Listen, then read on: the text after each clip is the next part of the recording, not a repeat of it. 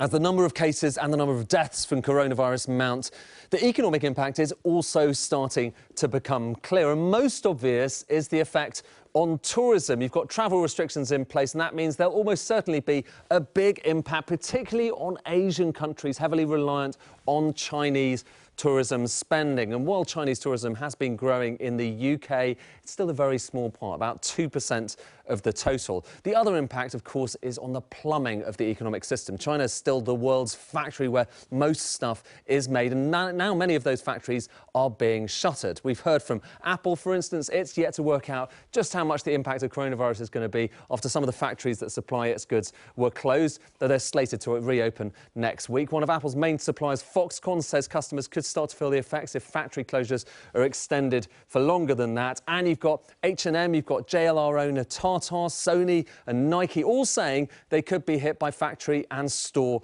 closures. And it's also affected Dale Tech, a Yorkshire-based company that makes circuit boards with parts from China. They've had to look for other suppliers to mitigate the impact. The factory that supplies materials to us was on lockdown. It was in the affected province. We have been able to resource and find alternative materials, but there's been price implications. Dale Tech has taken the view that we will absorb the costs for our customers in the short term, so we're expecting this to be a short-term hiccup. Does that mean you're likely to see shortages in shops? Certainly not yet. It's a question of retailers working down their stockpiles and looking to source from alternative countries. But there could be a knock-on effect on global growth. Although the Chinese government have pumped nearly $80 billion of liquidity into the system, it's about £60 billion.